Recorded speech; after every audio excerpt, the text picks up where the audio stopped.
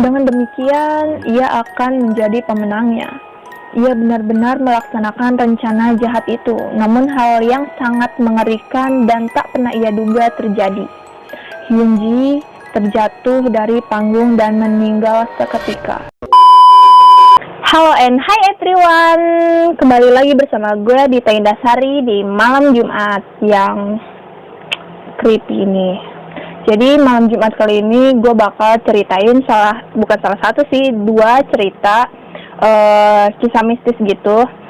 Dan ini gak bakal kalah serem dari cerita-cerita kemarin yang gue buat. Dan sekarang ada dua kisah yang udah gue cari dan udah gue pilih buat gue bacain di sini. Semoga kalian suka. Dan sebelum kita mulai ke ceritanya, jangan lupa like, comment, and subscribe channel gue. Jangan lupa nyalakan tombol notifikasinya guys, biar gue makin semangat. Dan jangan lupa share kalau video ini bagus dan menurut kalian seram. Jadi lanjut aja ke cerita pertama.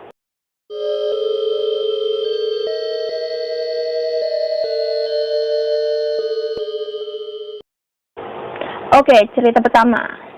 Ini tentang apa tuh? Jangan tutup matamu jika kamu mengalami ketindihan. Jika tidak, ini akan kamu alami. Bentar, ada yang salah. Lampunya. Tuh, 2, 3. Udah kan? Cerita ini dialami oleh kakak tertuaku. Suatu malam saat ia tengah tertidur lelap, ia tiba-tiba terbangun dan merasakan dirinya tak bisa bergerak. Ia mengalami apa yang kami namakan tindihan. Tubuhnya terasa lumpuh, ia bahkan tak bisa menggerakkan jarinya. Ia mencoba melihat jam digital yang ada di layar VCR di seberang tempat tidurnya. Lampu VCR itu menyala dan menunjukkan pukul 3.45 dini hari. Tiba-tiba jam itu menghilang. Tidak, bukan menghilang, tapi seakan ada sesuatu yang menghalanginya. Jam itu tak lagi terlihat. Terhalang sesosok badan hitam. Kakakku menutup matanya karena ketakutan. Tiba-tiba ia mendengar suara gadis cilik terkekeh dan dadanya terasa sesak. Seperti ada yang menindihi dadanya. Buka matamu.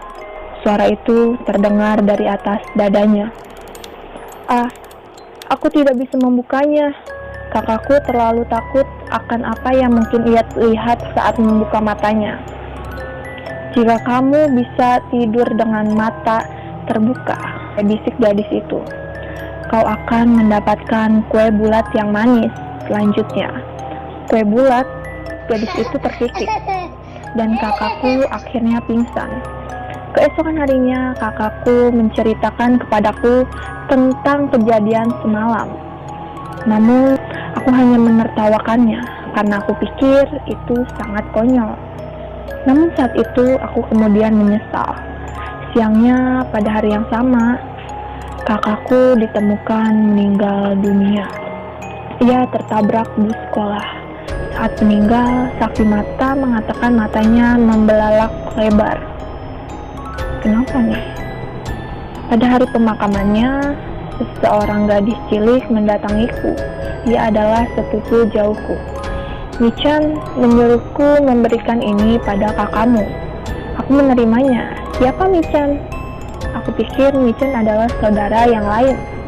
Michan berkata karena ia tinggal di dalam lemari, ia tidak bisa keluar. Namun jangan khawatir, ia bisa keluar kalau malam tiba dan akan datang padamu. Bulu kuduku bergidik ketika aku melihat apa yang ia berikan kepadaku. Sebuah manju, atau kue kecil berbentuk bulat yang manis. Dia ketindihan sama sesosok anak kecil tadi kan. Terus setan ini bisa dapat kue manju dari mana? Coba kalau misalkan kue manju, kalau kakaknya masih ada, terus kue manjunya dimakan, mati nggak ya? Yang jadi pertanyaannya itu, kakaknya mati karena apa? Maksudnya tadi kan waktu katanya saksi mata ngelihat kalau dia meninggal dengan mata yang terbelalak lebar gitu, matanya melotot. Berarti dia kayak ngelihat sesuatu gitu kan pasti. Oke, lanjut aja ke cerita kedua.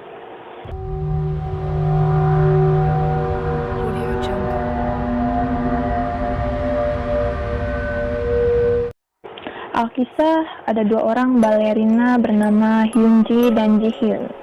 Mereka berdua bersahabat. Namun lama-kelamaan Jihyun menjadi iri dengan Hyunji. Sahabat itu selalu saja memenangkan juara pertama dalam lomba balet dan ia selalu menjadi juara dua. Hingga suatu hari, ia merencanakan sesuatu yang buruk. Ia akan menaruh paku di sepatu balet Hyunji agar ia terjatuh pada saat lomba berikutnya nanti. Jahat banget anjir. Dengan demikian, ia akan menjadi pemenangnya. Ia benar-benar melaksanakan rencana jahat itu, namun hal yang sangat mengerikan dan tak pernah ia duga terjadi. Hyunji terjatuh dari panggung dan meninggal seketika.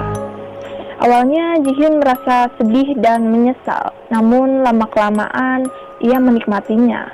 Gila nih temen ya, sahabatan loh. Karena ia selalu menjadi juara satu di lomba-lomba yang diikutinya, hingga pada suatu malam ia mengikuti sebuah lomba balet yang sangat penting. Bahkan kedua orang tuanya juga ikut menontonnya. Ayah Jihyun memutuskan merekam aksi anak gadisnya itu dalam kamera video. Para penonton terpukau dengan penampilan Jihyun malam itu. Ia tak pernah menari seindah itu, bahkan teman-teman dan guru balet Jihyun pun terheran-heran. Beberapa saat ia bahkan terlihat seakan sedang terbang.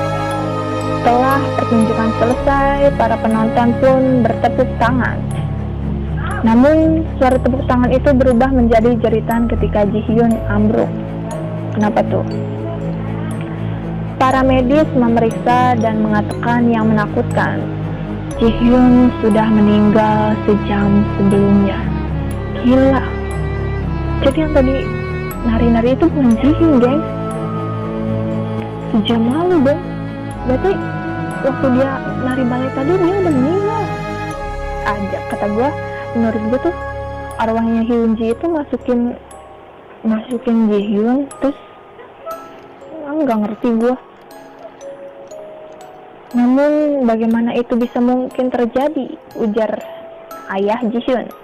Aku sendiri melihat anakku menari baru saat selanjutnya. Tapi para medis tetap diam ketika ayah korban berbicara. Mereka pun memeriksa kaset rekaman tarian Jihyun dan tercekam. Mereka melihat Jihyun tak sendirian di atas panggung. Sesosok wanita berambut hitam panjang tertawa-tawa sambil menjambak rambut Jihyun dan mengayun-ayunkan tubuh Jihyun sehingga seolah-olah ia sedang menari. Sesosok itu tak lain adalah sahabatnya sendiri. Gila! Ini makanya dari pelajaran ini kita tuh nggak boleh iri, maksudnya kayak jangan iri sama apa yang orang lain punya. Kita itu punya kehidupan masing-masing, kita punya keistimewaan sendiri. Jadi nggak usah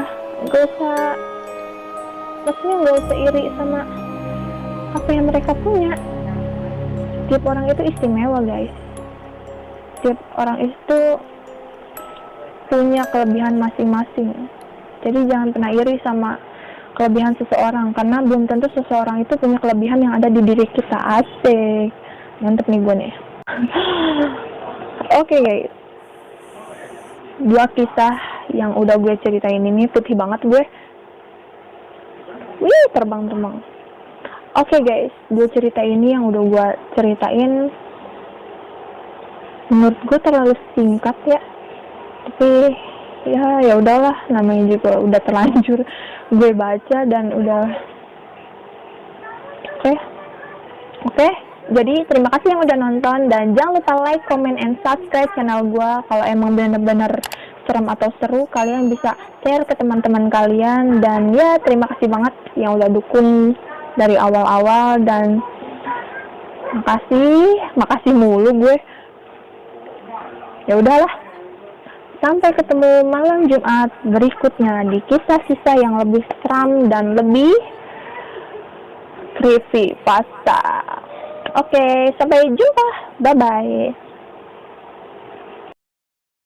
Thank you for watching.